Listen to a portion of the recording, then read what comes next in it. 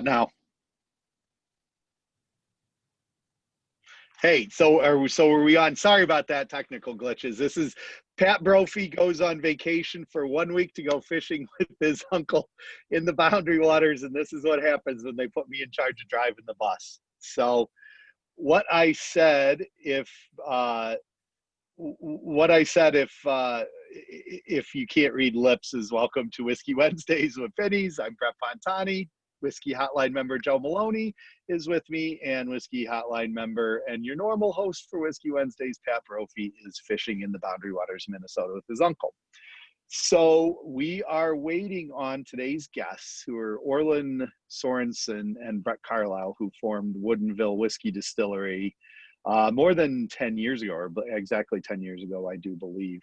One of the first craft producers, an early craft producer in the country, and one of the first ones that started doing whiskey early, doing whiskey correctly, which is, or at least correctly according to us, aging in larger barrels, 53-gallon barrels, and not releasing product until they had a decent age on the product. And the products we're going to be trying today are bourbon and rye, and then their newest released, a port finished bourbon, which I believe is coming from port made in Washington State. Joe's got the bottles. As it should be. And we're still, sorry about this, we're still waiting.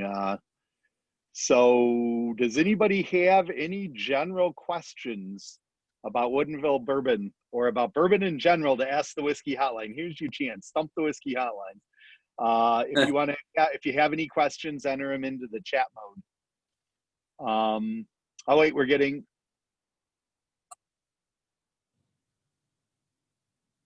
And Jim, our producer, Jim, did you see that ad, John Trainer? There you go. There we are. Hey! Guys, how's it going? So it's going well. What we have learned in the last 5 minutes is that amongst the many skills that I have, killing time on air with 20 or 30 people in a virtual waiting room staring at me and wondering what the world I'm blathering on about doesn't work really well. So we're really happy to have you guys. Our guests, Brett Carlile and Orlin Sorensen, who are the founders of the Woodinville Whiskey Company. And guys, I just introduced Orlin. You and I don't think we've ever met face to face, but we have certainly had plenty of phone conversations over the last 10 years. Yeah, we have. Nice to see you. Nice to see you again. Benny's was actually one of the first accounts outside of Washington State that we ever had. We were in Washington State for the better part of 7 or 8 years, and we worked with you guys over the years on our Age Your Own Whiskey kits. You guys were great while we were waiting on what we're going to taste today to get to where it is, and we appreciate that. Look forward to being with you guys today, and we'll apologize for the technical difficulties. This Zoom thing seems to be different every time that we. That's okay. I'm accused by Joe and Pat, who are the other Whiskey Hotline team members, of being the old man yelling at clouds frequently. So apparently you're not the only one with the technical issues, but we're here and we're talking, and I kind of was rambling and doing a bit of an introduction into Woodinville, and then mentioned the fact that we had done business with you guys early on, because we had done business with a lot of craft distillers early on. So what got you guys started? Well, Woodinville is really about two best friends in a dream. Brett and I have known each other for the better part of our lives. Went to high school together and went to college, same college, and lived together, and started our careers in completely different worlds, doing different things. But the thing that always kept us together was obviously our friendship and a glass of bourbon, a glass of whiskey on Friday nights, and just enjoying the different products over the years. And as we went through our lives and the reality of adulthood set in, we'd always have that conversation, that quote, dare to be great conversation. Wouldn't it be great if we could do something we love together, the American dream. And when the craft distilling scene started here, about a dozen years ago, there was a handful of us around the country, well, a handful of craft distilleries. And our laws changed here, just like you've seen in so many states. We were both looking at it on our own. I was kind of researching the industry, and he was doing the same thing. And it was over a glass of whiskey one night in the fall of 2009 that we both kind of said at the same time, "Hey, have you heard about this craft distilling thing?" And the rest we'll get into a few more details as we taste through everything. But we were off and running from that point forward. Well, that's great. And what had you guys been doing? You said that you were in different fields. What had you guys been doing previous to the fall of 2009? I was just your lowly salesman, various items throughout my career, and just looking to do something different. I'm more of a work with my hands kind of guy, and I wanted to get dirty versus sitting behind a desk and out schmoozing and boozing the customers. Let me give him a little more credit than that. He was in tech, had a great tech career, and then moved into heavy materials, some aggregates, one of the largest companies in the world. But I think both of us were looking for a different direction. I was in, sure, believe it or not, a completely different industry. I was a airline pilot through 2004. Then decided after that industry kind of went sideways, it was time for me to look at something else, and wanted to be home a few more nights and be more in charge of my future, if you will. Yeah. Well, we're glad you did it. And like I said, my earliest memories of talking to you was walking around. I'm sure you were pacing around somewhere in a warehouse, and I was pacing around somewhere in a warehouse trying to figure out how we're going to get multiple pallets of age your own whiskey kits to Chicago in time for Thanksgiving, so we can be so we can start shipping. And I think that we did a lot of national fulfillment for you guys at that time.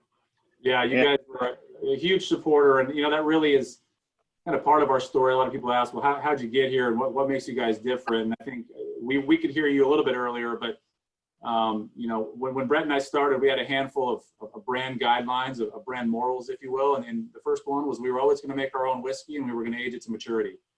And while that sounded good, right, the economics of it are a little bit different dynamic. And so right, we had to do things. Someone that out in your neck of the woods read an article by Chuck Cowdery that said craft distillers have to be scrappy. And we had to be scrappy and do things to help support the economics of maturing our whiskey, but at the same time stay true to the brand and make sure that we didn't become a potpourri distillery, that we were a whiskey distillery. We're going to do our core products that you're going to taste today, and that was our dream. And we feel very blessed to be at the position that we're finally at. Well, and you did, watching the progress of the craft movement go on over the last 10 or 12 years, that's something it seems to me that standing where we're standing right now, the most successful people have taken the same approach that you took, which was we'll scramble and do everything we can do to figure out other ways to try to generate a little bit of income until what our core product is done to our satisfaction, and not just done enough that we can actually get it into a bottle and try to sell it to people. So it means I finally got to quit begging you to send me some finished product. Please just send me anything. We got it. And speaking of which, first, I guess I think that we'll get into the sourcing for it, but maybe a good place to start is the bourbon. If we're going to start, since hopefully everybody at home has a glass in front of them. We're going to get questions in the Q&A it will come up in the Q&A and in the chat. Just got a question from Facebook, which maybe we'll address. The question is, are wines finished in ex-whiskey barrels relatively new fat, or they've been around and not just popular? Why don't we talk of that a little bit when we get a little bit deeper towards the end, when we get to the new port finish release, because you probably have some good insight into that, being the fact that you are pretty damn close to wine country, besides being a distillery, if not in the middle of wine country. So let's move on to the bourbon. So tell us about the bourbon. What's in the glass now versus what did you guys start making? Is it the same? Where did the bourbon start? Yes. So in the beginning, we messed around with our mash bill and our recipe to determine kind of the flavor profile we were looking for. And we did a wheated bourbon in the beginning. We did our current iteration right here with rye as the flavoring grain. And Orlin and I gravitated more towards the rye whiskey spice.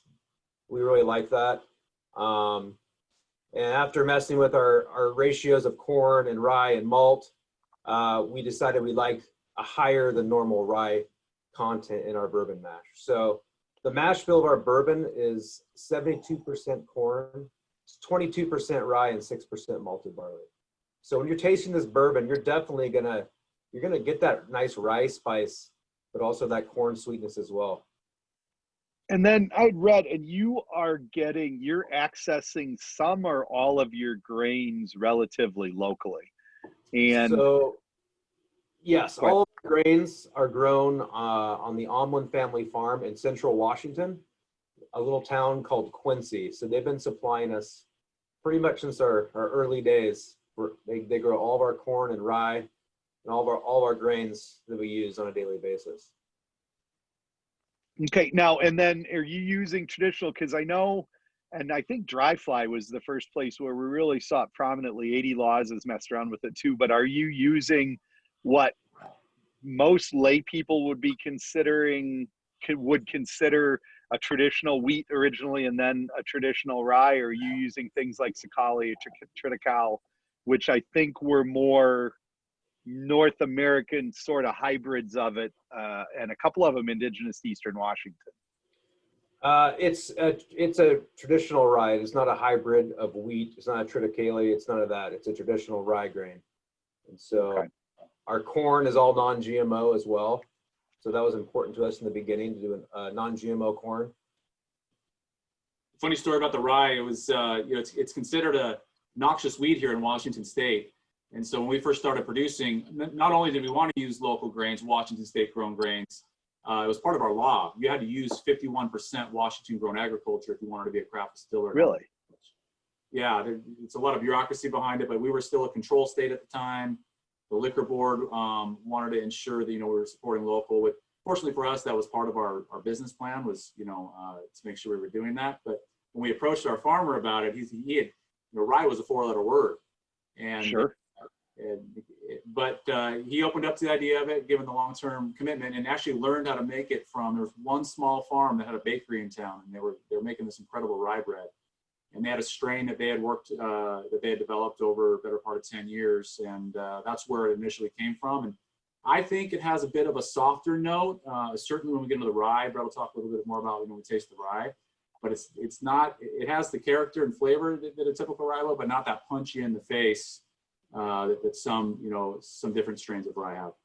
So would you wonder, because it sounds to me like more akin to a rye that you would get in Northeastern Europe or Northern Europe, rather than the typical rye that's coming from the upper Midwest and the Southern Midwest, the southern part of Canada, which I think is where a lot of the grains come from, because there is a big difference. I think you get more of that forward spice when you're dealing with upper Midwest and Canadian rye versus that Eastern European rye, stuff that would be grown in Scandinavia, which is a lot more sort of rye bready and softer and caraway notes and things like that, rather than baking spice and things like that. Yeah, I would agree with you. And the bourbon carries through for those of you, hopefully, that are drinking along at home. Are trying that, just a really, really round mouthful. What is the age? What is your aging regimen been?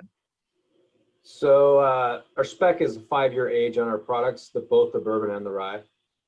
That's kind of been our sweet spot. It's when we, in the beginning, tasting it, that was the 5-year point. It was very, very, very well balanced between the whiskey and the barrel influence, and we just liked how it was at 5 years. And better than anybody right now, the aging environments that we have in a 5-year bourbon in Eastern Washington is going to be a lot different than a 5-year bourbon in the South or the East.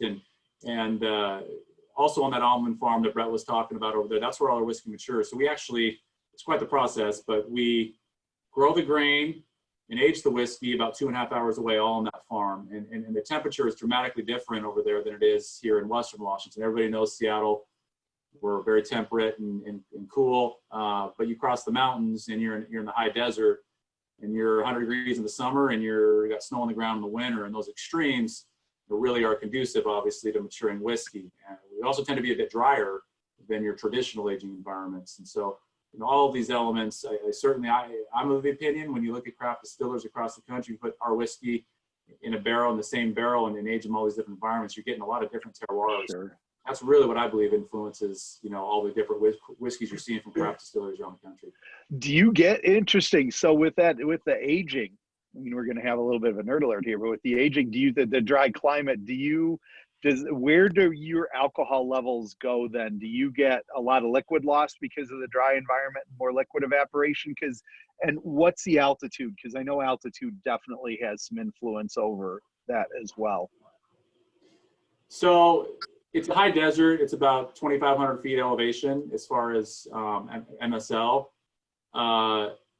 The evaporation is 30+% over 5 years, which is significant, just given the dry climate. And Brett knows better because he's emptying the barrels every day. It comes out at anywhere between what? We go in the barrel at 110, and after 5 years, we are usually between 120 and 123. Wow. Yeah. So that's a lot. Yeah, that's a lot of liquid loss. Yeah. If you're shooting up that much in a short period of time. Yeah. So, go ahead. Orlin, you had Brett. No, I'm sorry. I was finished there. Okay. Well, that's the bourbon. So let's talk about the rye. Which one between these two spirits, when you guys started talking about making whiskey? Gary asked what level barrel char in your barrels, and if you're doing any sort of filtration. All of our barrels are char fours. It's all seasoned wood. So typical bourbon barrel is kiln dried wood and charred off to the distillery it goes. So we actually have a seasoning spec. So it means the wood sits outside in the open elements for a minimum of 18 months. Okay. So then is that ISC, or do you have a Cooper out there? Yes, ISC. They've made all of our barrels since the beginning. Is there any good regimen before the char? Say that again? Are you toasting at all before the char? Yes. Yeah. So we have pre-toast. So we have 18 to 24 month open air season. Like Brett mentioned, toast, and then a number 4 char. We actually, being one of the first distilleries, had the pleasure of working with Independent Stave to develop their craft distillers line of barrels. There wasn't, a lot of this being done at the time, and so Brett and I were working with some of their people on the East Coast and some of the wine guys on the West Coast as far as best practices to try to create the best whiskey barrel possible as craft distillers. And actually we've done some presentations with them and got the good fortune of working with their laboratory to actually analyze. We tested a baseline kiln dried barrel against multiple specs, barrel specs, this one included, ours included. And not only organoleptically could you get the difference, tasting it, but at the molecular level, you could see all the differences. There was dramatically more vanillins and much more of all the notes that give us complexity. Yeah, the lactone, that round fruit, tropical elements, the softness, a little bit less of the wood forward, absolutely. And that definitely comes out in the product. And that would have definitely, I would assume you would have been at the very front end of that as far as anybody, Buffalo Trace maybe was doing some experiments because they were experimenting with all kinds of things. And I know Beam was as well. But from the craft perspective, that's fairly forward thinking, because I think that practice of toasting barrels and then charring after the toast. And for people that don't know a lot about wood science, essentially what it does is, rather than just putting a charcoal layer into the barrel and going straight from charcoal into wood, you're actually laying a layer where you're sort of caramelizing some of the sugars and then putting a char on top of that caramelization. So you pass through the char, then the caramelization into the wood and back out, which is where you're going to get, again, you said the vanilla and the lactone, some of those wood sugars that are isolated and maybe a little bit easier. And interesting, the other question was about filtration. Are you chill filtering or no? Because you're coming down, if you're coming from 120 down to 90, that's a pretty big drop in proof. So where do you stand, or what are you doing with chill filtration? Yes, yeah, we chill filter our products. Mainly it's for aesthetics. So we want that whiskey nice and clean looking. I don't want any flocculation happening if we didn't chill it and filter it.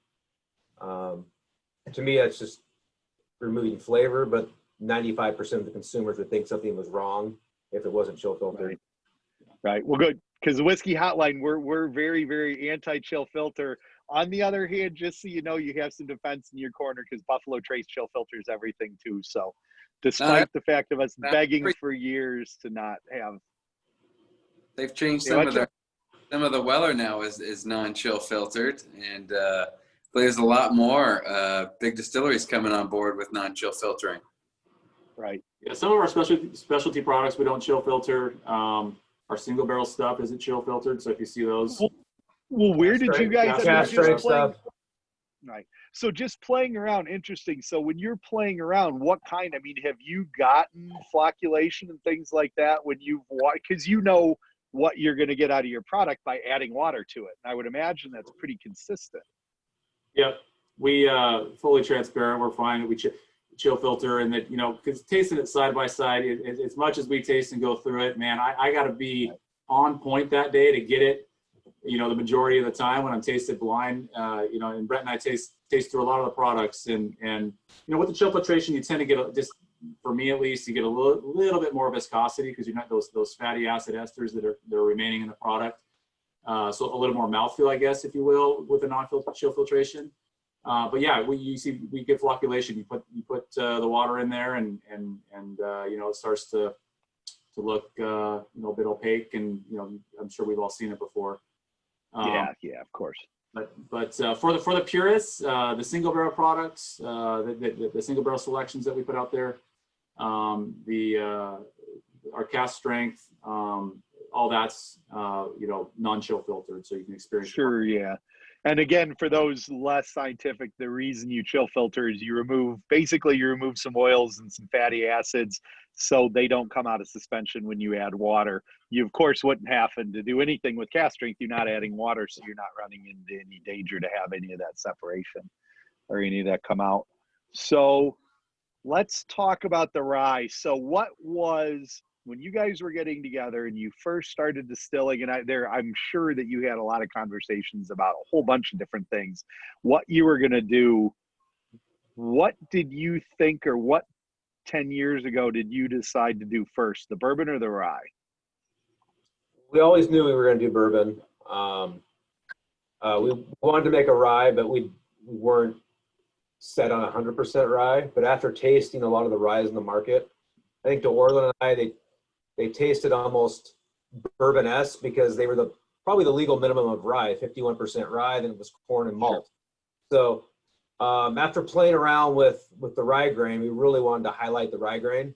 We didn't want to dilute it with any corn or malt, and so we went 100% rye, kind of out of the gates, and learned a lot of pitfalls along the way. It's a really finicky grain to work with.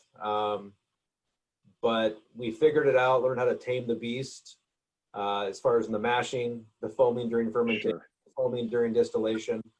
Is it 100% unmalted rye, or did you use was a portion of that rye malted? Nope, unmalted rye. Okay, so then you would have had to use some enzymatic, we used some non-GMO enzymes for our conversions. Okay. I got to throw a little bit more in the history of the rye there. And a big part of our story was Dave Pickerell, the late Dave Pickerell. Sure. We were, have the honor of saying we were his first or second distiller he ever worked with after leaving Maker's Mark. And obviously we all know the affinity he had to ryes and you know, what he was working with on his own front. And so he was a big push in that direction to get as much rye in that mash cooker as you can, boys, before you put anything else in there. Just because he was funny coming from Maker's Mark, and we did bourbon. You know, when he came out and was on his own, he was all about rye, as you know, as his history dictates with the brands he worked with, and so he really pushed us in that direction. So we'd be at 100% rye, and add on a little bit of Brett, the pain in the butt, when he's running production and mashing rye and fermenting rye, I try to stay away from the distillery because there's a lot of four-letter words that are going on in those days. Well, do you run into, because you hear, of course, any distiller that's worked with rye, probably outside of like Alberta Springs and MGP and some of the ones who have certain techniques they have to keep things down at very, very high rye percentages. Is it worse in the fermentation or is it worse in the still? Because I hear that you got some issues coming in the still as well. It depends on the day, but the cooker's really tough because have you ever mixed concrete with not enough water? Right. That's like trying to grind rye grain onto a flour and get it into solution. It's we've learned to oversize all of our mixing equipment just for that fact because we've broken right. trying to mix the rye flour into the water solution. Yeah, it seems like when it gets dropped into that cook, that nice boiling water, it just becomes instantly paste with that rye. Yes, it is. It is like a paste, sticky paste, like kindergarten paste. And what kind of stills are you guys operating? So right now we run it's a Kota still out of Germany. It's a pot column hybrid still. So it's a still we've been running since 2014. Before that, we had the same manufactured still, just a lot smaller. So this pot and hybrid's a lot larger in size. We upgraded in 2014. And you're doing two passes through, or are you kind of doing a single? Because of the column, you can kind of do a single pass. Yeah, we're able to have a nice clean product with the plates in the system. Yeah, the guys worked. The way we're running our still is pretty unique. Brett worked closely with Dave, and we're able to run a pot and column batch distillation, almost like a column still as far as the consistency is concerned. Typically you have the high proof at the beginning of the run, and it'll drop to a lower proof, and you make your cuts and be done. But the way Brett and his team, run the still, and the way we found a way to hold proof the entire distillation. And really what that means is consistency, right? We're getting the same product along the board rather than variances on where you're making your heads cuts, where you're making your tails cuts each time. We're still making those cuts, but when we make the cuts, we're able to hold that proof pretty much the entire run. So you get consistency, which is important for craft distillers because our batch, absolutely, 1,000 barrels each, they're 20.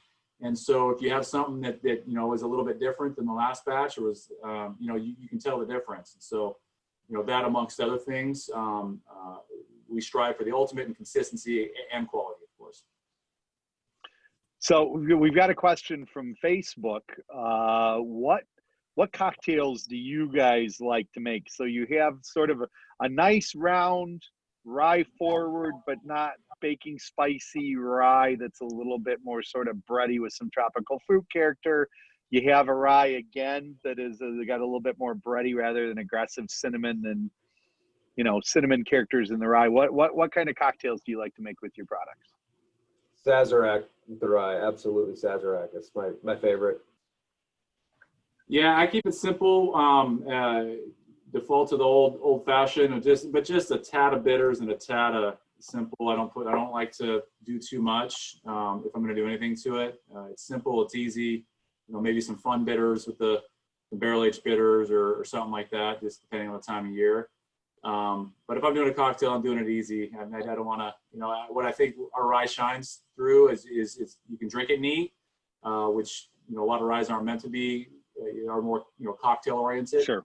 But in a cocktail, you don't lose it. It's not so mellow that, you put a few things in there and you just kind of lose the spirit. So it's got a good balance, in my opinion, between the two.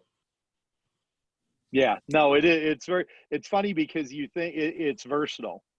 Yeah. And I think that a lot of people don't really think about rye that way. The initial, rye was such an outlier. And if you think about the history of rye in the United States, at least, it seemed like a lot of people ended up using it in cocktails because it was, for an average bourbon consumer, bordering on undrinkable because of the spice and the fire and the heat and everything, some of those peppery elements that would come out of it. Interesting question, which I didn't think, because people in Illinois, as you know, complain a lot about our liquor taxes. We had a question from somebody in the chat that you guys, Washington State privatized a few years ago and went from a state control state to a private state. And I think a lot of anticipation was when you go to a free market, you're going to get dropping prices, and it didn't appear to happen. Are they, the question was for you guys, how did the privatization of Washington affect you guys' tax structure as producers? In other words, did part of that come back to you, or was it purely on the excise level where it comes after unfinished goods? We could have an entire Zoom session on that alone. Right.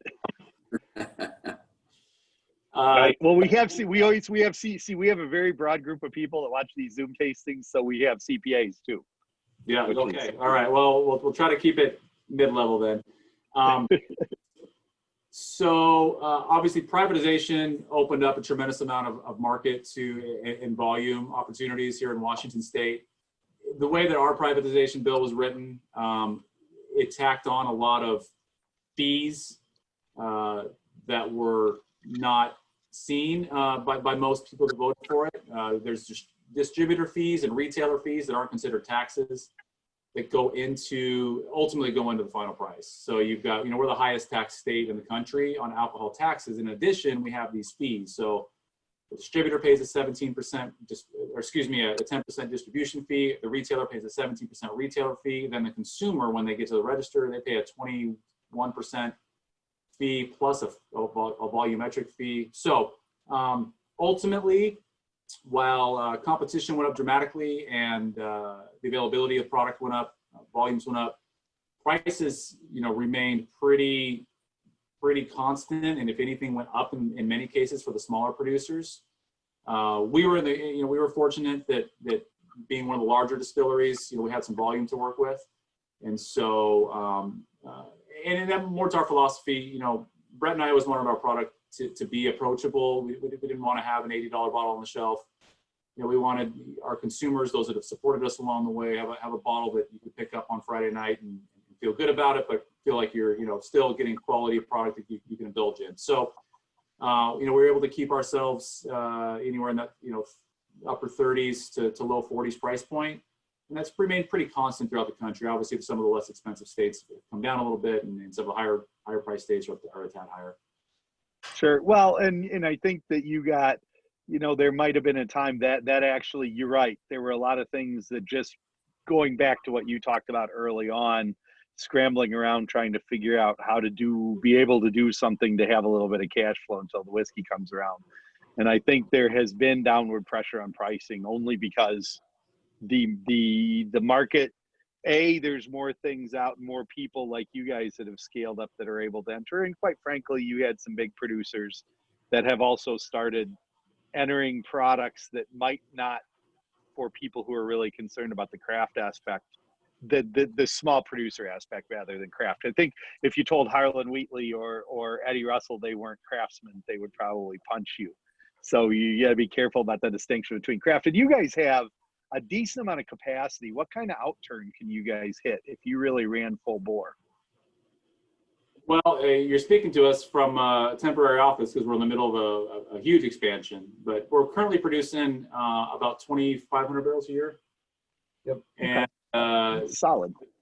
Yeah, but the distillery is literally torn apart right now. We're in temporary offices, temporary bottling facility, and when we come back up, we'll be doing about 15,000 barrels a year. Okay, so that's good. That's solid. I mean, that's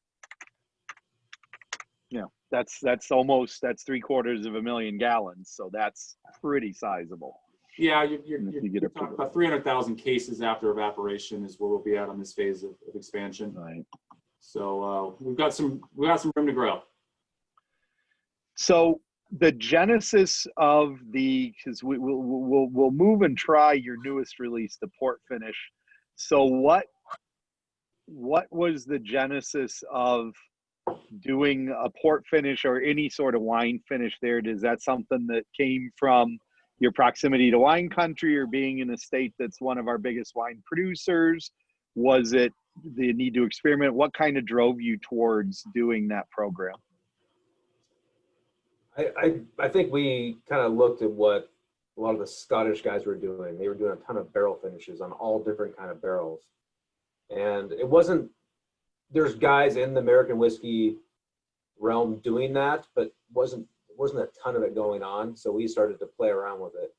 And, you know, in the beginning, we were trying to bottle everything we had to keep the doors open, the lights on. As we started to produce more down the road, we had more whiskey to kind of play with and experiment with. And so we started doing the port finish and some other stuff we've been playing around with as well. We have annually, we have what's called our harvest release here locally at the distillery. It's where all our crazy fans camp out a couple nights before in the fall, right, and try to get bottle number 1. And it's a really limited release. And we do, you know, it's our opportunity to have some fun. You know, we stick to our core products, the bourbon and rye, so much, and just try to do what we do and do it really well. But this is the time for, you know, for Brett and I to kind of get our feet wet and different stuff. And so we've done various things over the years. This is one, you know, Brett had the idea, what about a port, doing a port finish when we were talking about it. And one of those ones we released it, and you can kind of tell, you know, all of our fans are always so supportive of everything. But this is one that really, really resonated with the consumers. And it's almost like you get your own focus group when you release these limited releases here at the distillery. And one that was pretty clear that we needed to keep producing it and bring it out in very limited amounts, you know, to the market. Are you where are you sourcing the port barrels from? From Portugal. Portugal. Okay, so they're coming from, interesting. And are you the size that you're finishing in? Are you finishing in like a full puncheon pipe, like a full 500 liter size? Or are you getting the ones that are more barrique size, which would be closer to 300 liters? 60 gallon size. Okay. 60 gallon size, yeah. Yeah. We've done a little bit in the bigger ones, but obviously much different product. So for consistency and logistics, the way that, you know, we're set up to handle 53 gallon barrels, and so that works. Right. So do you have anything else of any kind of scale that might be laying around in the back that might be available for more than that just your annual distillery release? That's a loaded question right there too. Yeah. We got tricks up our sleeve for sure. We've got a lot of experiments going. We like to experiment. So once we get the experiment right, there might be other product offerings and larger distribution. But well, it gets, because one of the earlier questions, which I said we would hold on, that came through on the chat, the exact question was, are wines finished in ex-whiskey barrels a relatively new fad? Which is actually, yes, that's something that's really only been kicking around on any kind of scale for the last couple of years. I guess that would be my take on it from the retail commercial perspective. Is that, were you seeing things like that happening closer to wine country before the last couple of years, of wineries taking ex-bourbon barrels and doing some level of finishing? We've got a couple small wineries that have been buying our ex-bourbon and rye barrels, and they've been putting their wine in them, and actually it's pretty phenomenal. So that's coming from whiskey drinkers. Yeah. Right. Have you had any thoughts towards doing any sort of boomerang with them? It's like, okay, here's a bourbon barrel, you take it and age wine in it for a while, and then after you've used it for a couple of times, send it back to do something on either a small scale or a large scale where you could actually either finish or age. I mean, if you aged, you'd have to probably call it American whiskey rather than, you really probably couldn't call it bourbon or rye because it wouldn't be new wood. But any thoughts to playing around and doing something like that? Well, you kind of just answered your previous question right there with we got tricks up our sleeve. But yeah, for sure, I think we're definitely, you know, playing with that realm a little bit. You know, like Brett said, the ports and the sherry finishes, you know, coming from the Scottish distillers, has obviously been around for quite some time. Sure. Finishes just aging in those. But the true wines, you know, just, you know, American produced wines, that's pretty new. And I think, would you agree? It can go either way. It's certainly idiosyncratic. There's some wines, and you could probably just start thinking of them pretty quick. The richer, sweeter ones that lend them. Sure. But we start messing with some of the drier, more earthy, vegetal type wines. Excellent wines with a whiskey. You're kind of walking a fine line. So it's fun to do, and absolutely something that I'm excited for people to try. But the longevity of those, might not be something that we get out to Chicago. Yeah, and I think that interesting, and I would think coming the other way too, it's not just what was aged in the wood, but there has to be, how much do you think has to do with the quality of the wood itself, regardless of what was in it? Versus, I mean, that has to play a factor, right? So when you're getting port barrels, it's not just that you're getting a barrel that used to contain port. I'm sure that you have some sort of standard for the quality of the wood itself. I mean, you spent the time sourcing your wood and specifying a toasted, specifying your char, and getting barrels from ISC. I would guess that you're going through the same rigorous process with your finishing wood. Yeah, the company we work with in Portugal is very, very anal, should I say, about right. They only send us the good stuff. They don't send us any crap barrels. We obviously inspect them all when they come on the container from overseas, and Sure. we haven't had any issues with the wood they've been supplying. It's been all great stuff. They'll smell great when you pop the bung before filling. Are they shipping those barrels wet? Are they wrapping the barrels? How are they keeping the barrels in a relatively decent fresh state? Because it's not a short trip from Douro Valley to No, Eastern Washington. Yes, they are. They're definitely wrapped in plastic, so that helps keep them hydrated till they get to us, so we can fill them. So we've had very, very, very few issues of barrels leaking when we get to them. They're pretty hydrated. So. Yeah, and I think when you say the quality of the barrel, there's the quality of the build, obviously, and watertight, and making sure that the barrel's going to hold the whiskey when we put it in there. But really, a lot of these port barrels and the sherry barrels, they're pretty heavily used. They're not first fills. And so to your point, the quality of the wood, absolutely. In the first use, any American whiskey, a bourbon or a rye, that has to be a brand new barrel. Extremely, probably the most important element. I mean, I think we've all heard that 70% of what you taste in whiskey comes from the barrel, and it's certainly true in American whiskey. Sure. But to your point, really the quality of the product that was in there before, obviously, the quality of the port, the quality of the sherry, the brand, and all that. So we can see when they come to us, what it was, and make sure that there's no outliers that are coming in. So we're not doing a lot. It's such a huge volume that we have that issue. We can see we get a lot in, and we know where it came from, the age of them, and give that spec before we import them. Yeah, that's it, because that's been an issue in Scotland. I've gotten asked in seminars recently, when is, the broad question is, when is the old Macallan going to come back? And, sometimes you have to say, well, never, because nobody is going to have access to barrels that were extremely well made that were part of a sherry Solera for 50 years. Because that's, like you said, it goes back, what is the product? Was it Oloroso?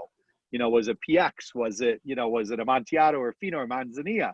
Was it in a Solera? Was it just used for 5 or 6 years, right?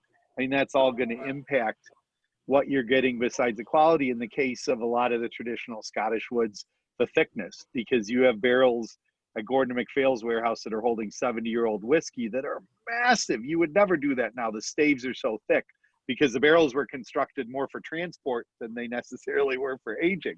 And it just so happens that they've turned out great for aging. So, I mean, that level of quality control is, that level of quality control is obviously important. And then one of the questions that popped up, how high of a rye content in the bourbon mash bill?